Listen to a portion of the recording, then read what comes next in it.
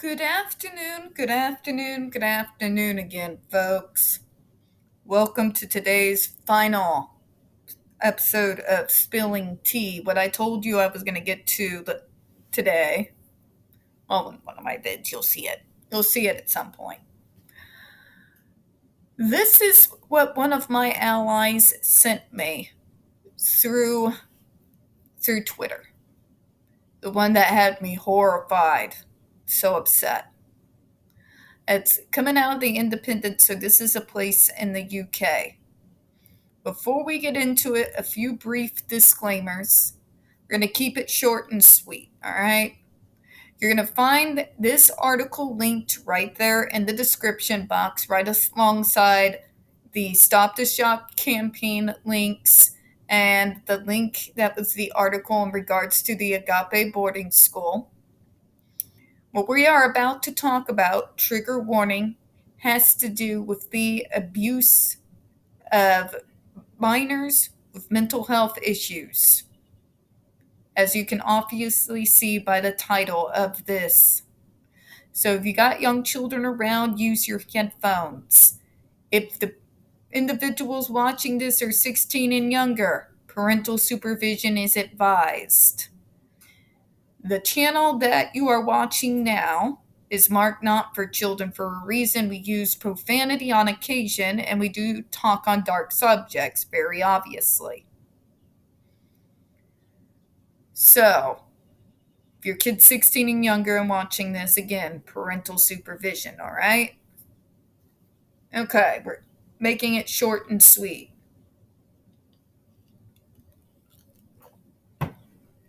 This is called the Hospital of Horrors.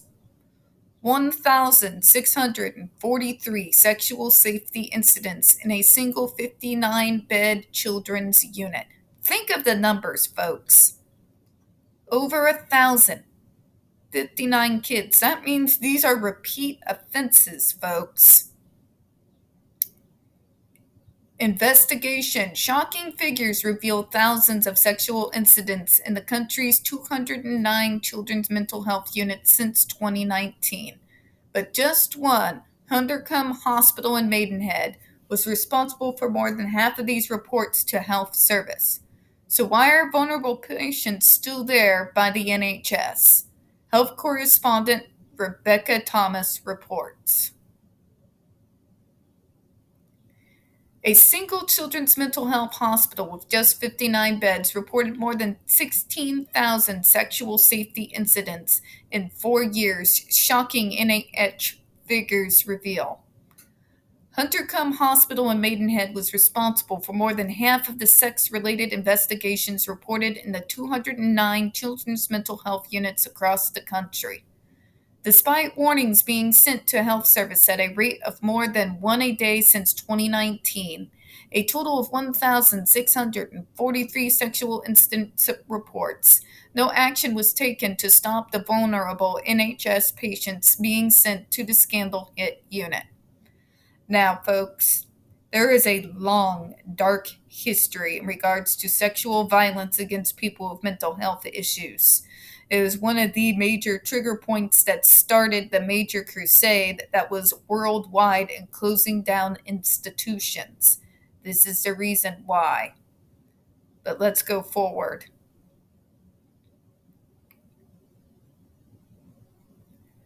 The private unit is now finally due to be closed after an investigation by the Independent revealed allegations of verbal and physical abuse, prompting the NHS to withdraw patients. The hospital has since said it plans to reopen as an adult unit. Think about that. Think of what they're guilty of, and now they want to put vulnerable adults in there as if it makes it better. When I said the Judge Rotenberg Center is not alone, they're really not alone, folks. But let's continue. Figures obtained from the NHS showed that Huntercombe's Maidenhead unit, Taplow Manor, was behind 57% of the 2,875 sexual incidents and assaults reported to England's Child and Adolescent Mental Health Services, CAMHS, over the past 4 years. Reported incidents can range from sexually inappropriate language to serious sexual assault and rape. Deborah Cohen, chief executive of the charity Inquest, which has supported many families during investigations into poor care and mental health units, said the disturbing figures warrant much greater scrutiny. Children are supposed to be in therapeutic settings with proper care and protection. This is about children's human right to be kept safe. This raises questions about the culture within these settings that the figures are so high. I want you to think about these words. Remember the JRC. Remember Agape. Remember Kanakuk. Remember these schools and these institutions and hospitals that are all across the world, folks. When people like me are sitting there screaming in your face, there are no safety nets for us. This is what we're talking about. I'm actually slightly encouraged to see at least somebody is going to investigate something.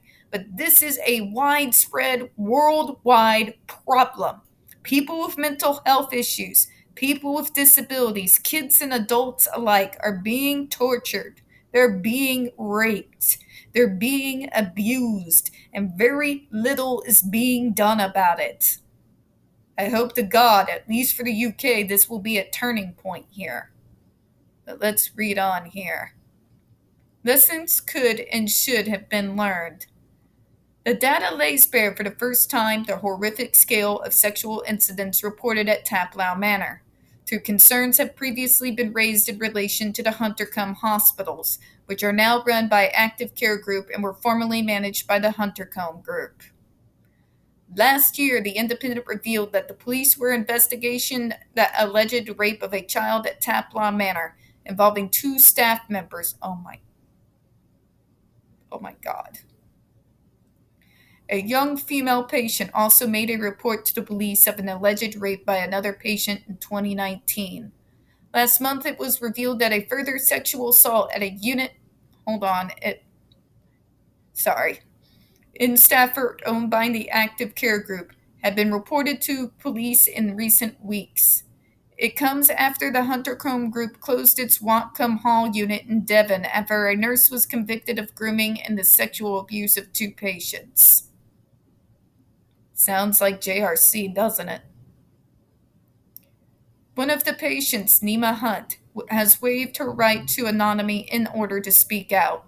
She told the Independent lessons could and should have been learned from the complaints and the patient experiences of Huntercombe, CAMHS hospitals dating from 10 years ago.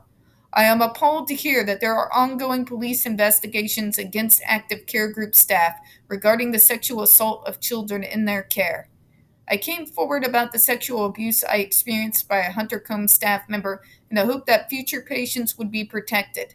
I am concerned that the well-being of the Active Care's patients is disregarded in favor of profit.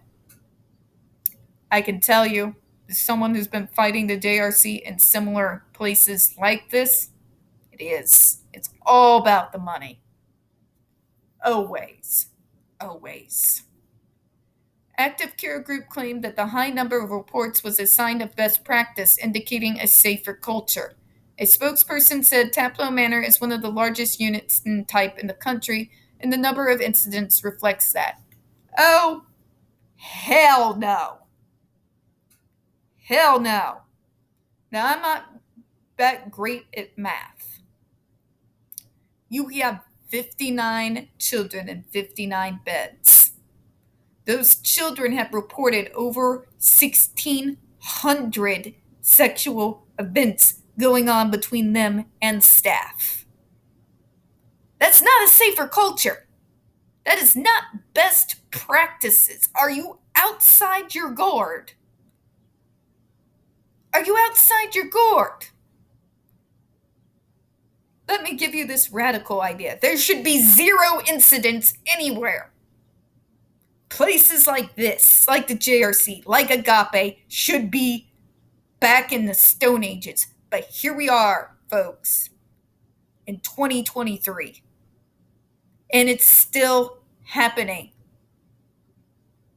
and they want to put it off as best practice. It's actually low. It's actually not, Karen. It's actually extremely high. That means those 59 kids were the victims repeatedly. Repeatedly. To imply otherwise is misleading, as reporting incidents is critical in the terms of creating a no-blame culture and make sure patient safety issues are addressed quickly. You're not addressing anything. These kids have been repeatedly sexually assaulted. Your answer should not be this proves it's a safer culture. Okay? This does not prove a safer culture. You want to know what does? 0 incidents. 0. 59 kids, over 1,600 incidents. And that's your answer?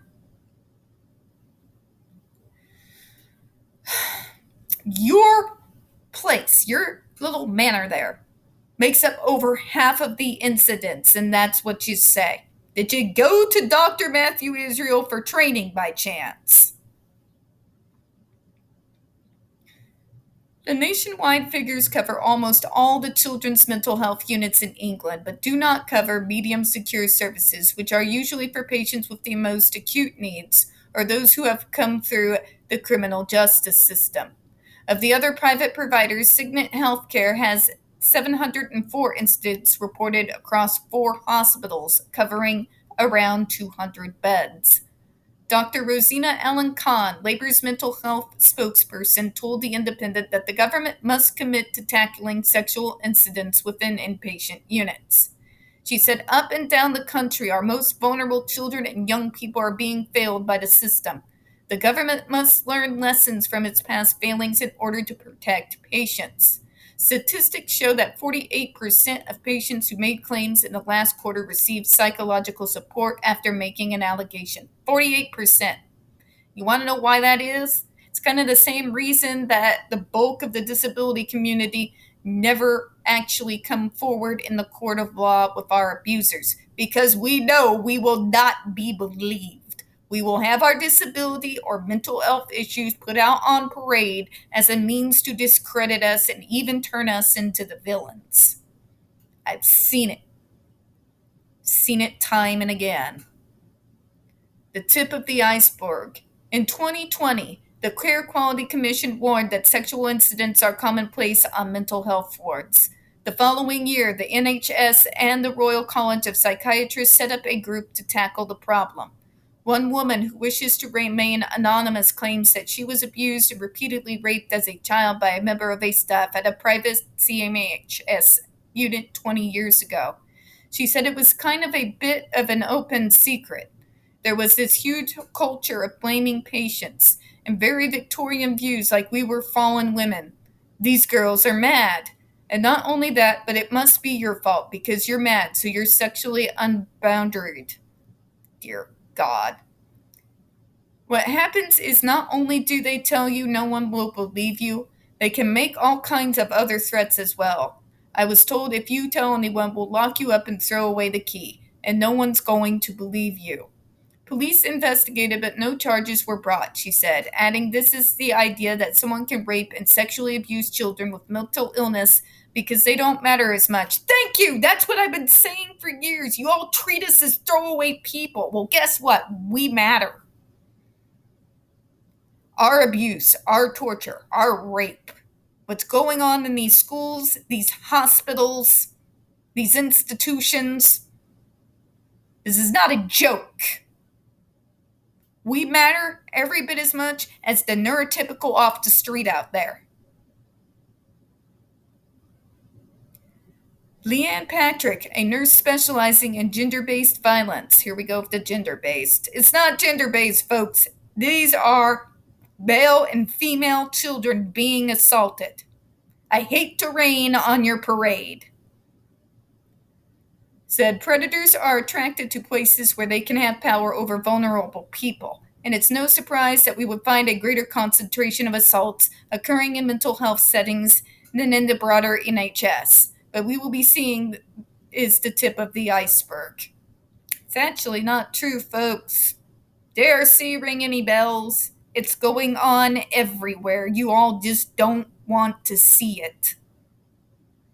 Following the independent reports, the government launched an independent rapid review, though this has been criticized for focusing on the data held on mental health services rather than taking a more comprehensive approach. I would complain because I've seen what's happened to kids with developmental disabilities in homes, in group homes, in day programs. You have no idea the horrors I've seen. It's hard to kind of talk about. The Department of Health and Social Care, DHSC, spokesperson said its rapid review does not preclude any future inquiries and ministers are considering all options. Taplow Manor is due to be closed next month. After the independent revealed accusations of patients being heavily restrained, force-fed, and facing systemic abuse, NHS stopped sending patients to the hospital. An NHS England spokesperson said sexual misconduct, violence, and harassment and abuse are criminal acts.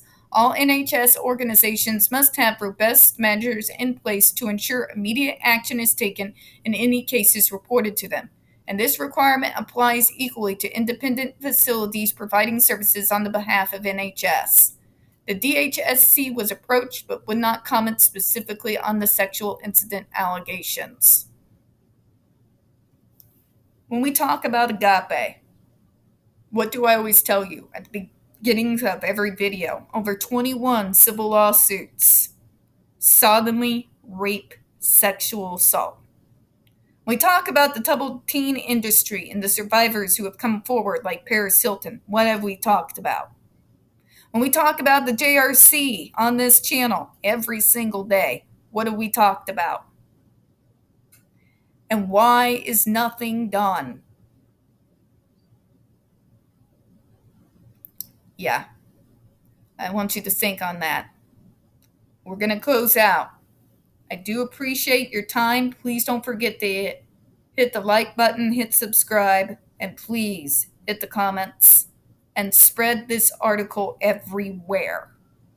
It's enough. It's been long past enough. I appreciate your time. As always, we here at Spilling Tea do hope you have a good one. Bye-bye, everyone.